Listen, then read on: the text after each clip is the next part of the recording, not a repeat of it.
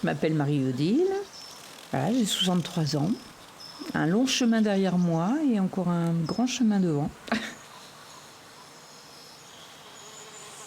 Je suis née dans une famille nombreuse et une fille au milieu d'une ferme, c'était pas très valorisant pour mes parents. Donc il fallait trouver quelque chose et je voulais vraiment mettre de la distance avec tout l'éducatif que j'avais reçu, avec la vision de l'agriculture que j'avais eue. Mes parents sont fermiers en Anjou, donc un pays un peu plat, de monoculture. Et l'idée était de venir vers un paysage beaucoup plus sauvage et de faire du miel de qualité.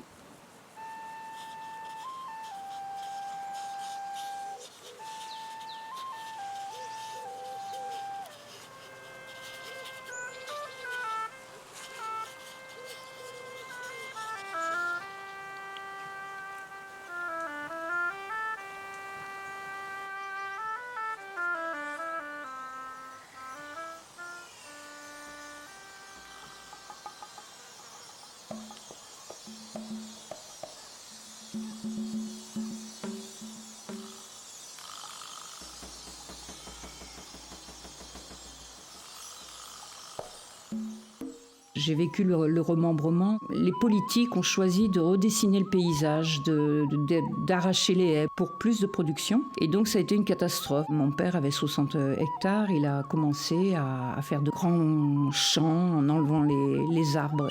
D'ailleurs, c'est devenu un pays très vanté et très séchant.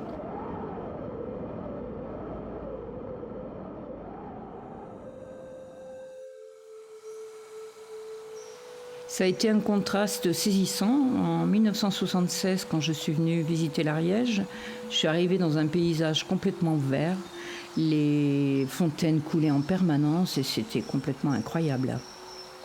Moi, je voulais vivre à la campagne, mais sans toutes les contraintes de la traite des vaches et tout. Et l'abeille représentait justement cet espace de liberté. Et donc, ça nous laissait aussi du temps libre. C'était notre choix.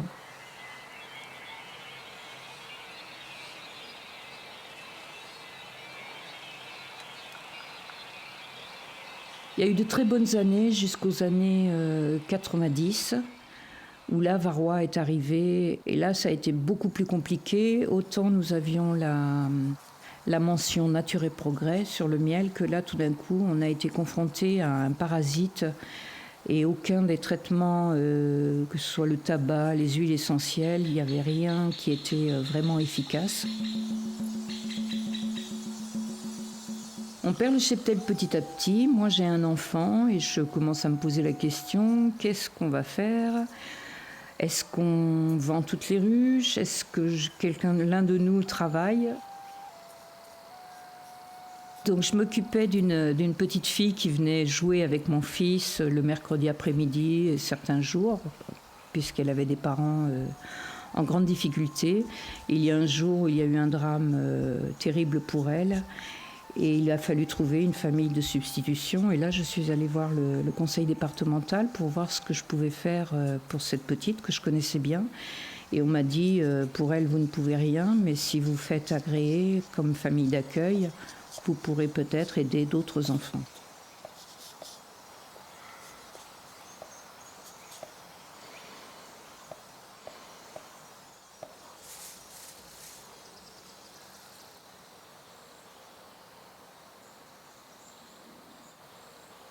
C'est ce que j'ai fait, oui. J'ai fait la formation qui était très légère, mais je crois qu'on avait 3 jours d'information. Et j'ai eu l'agrément, oui, en 1991.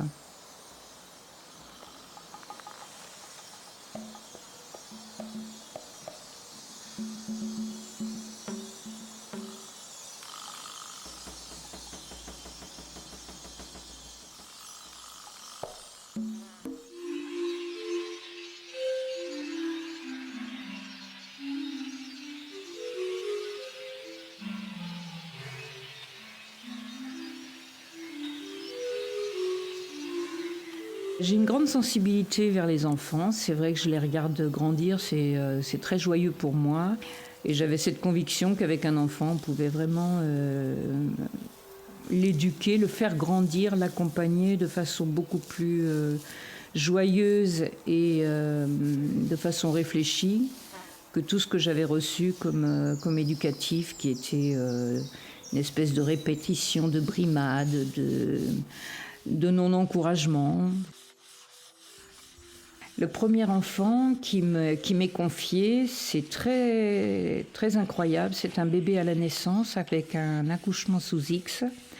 Et ce bébé, c'est un tout petit bébé. Il faut aller s'en occuper tous les jours à la maternité, à Foix à l'époque. Je dois lui donner le bain et le biberon au moins une fois par jour et faire des photos pour qu'il n'y ait aucun trou dans son histoire. Il doit savoir qu'il est passé chez moi pendant 3 à 5 mois. Et donc, c'est très étonnant pour moi, ce premier accueil. Et donc, je vais l'avoir pendant 5 mois.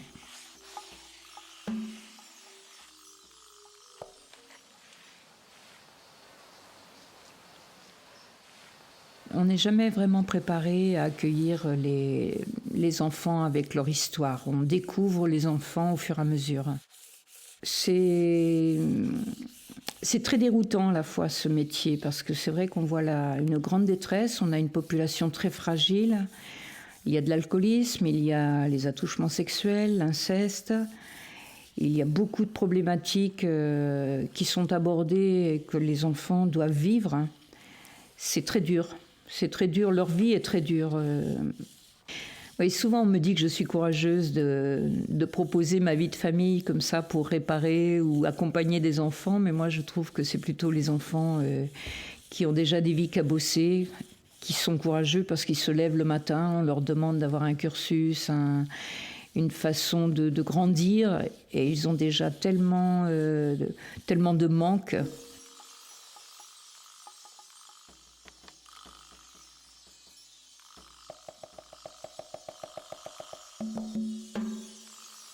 Depuis 1995, assez vite, j'ai eu 3 enfants en accueil. Ça se passait, le lieu est propice au milieu de la campagne, on a de l'espace et c'est très important pour moi que chaque enfant ait un espace libre. Donc la maison a été un peu évolutive et elle a grandi avec la famille élargie. On tient la tige, voilà, et puis tu le casses. Pour pas... Allez, tire le haricot. Voilà.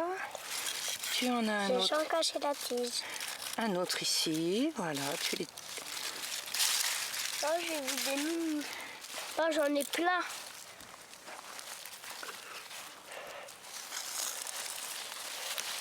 Et voilà.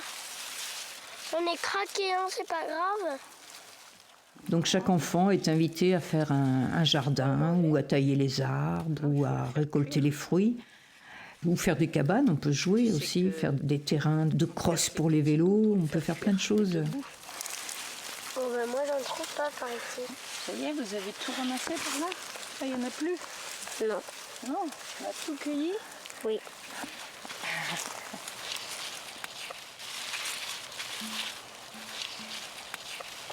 Moi j'ai plus de main pour cuire. Ici, sur le cadastre, ça s'appelle Janissou.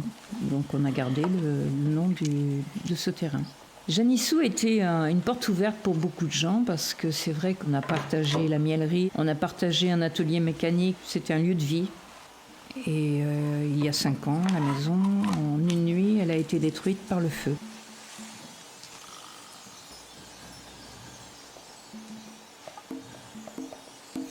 Donc j'ai eu une période de flottement. Qu'est-ce que je fais? Et j'ai choisi de reconstruire dans ce lieu unique parce que c'est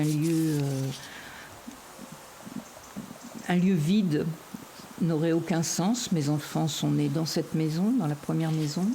Et donc c'est important de reconstruire quelque chose déjà pour eux, pour moi. Je suis très, très imprégnée par ce lieu et j'avais envie de le faire revivre, donc j'ai tout reconstruit.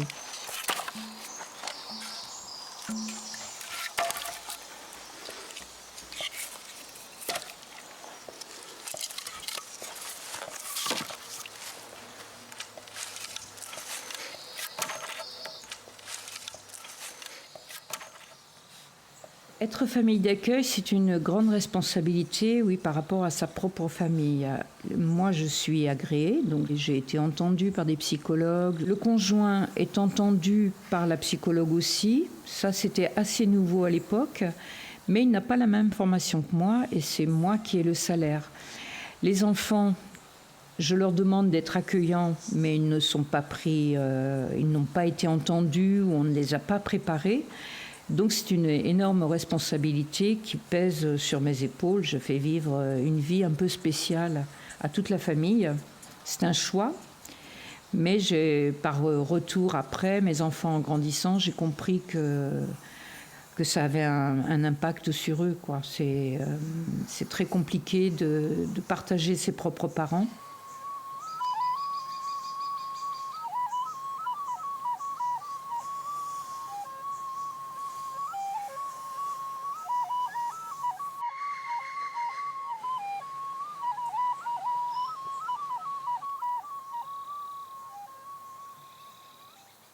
Aujourd'hui, oui, je peux m'acheminer lentement vers le temps libre, comme je l'appelle. J'ai reconstruit, j'ai accompagné un enfant depuis plus de 14 ans. Il va bientôt avoir 18 ans, il va avoir un métier. Et je peux envisager de penser à moi. Je compte me retirer un petit peu dans une roulotte ou dans mes bois et surveiller de loin cette maison qui, j'espère, va vivre au travers de jeunes qui ont aussi des projets.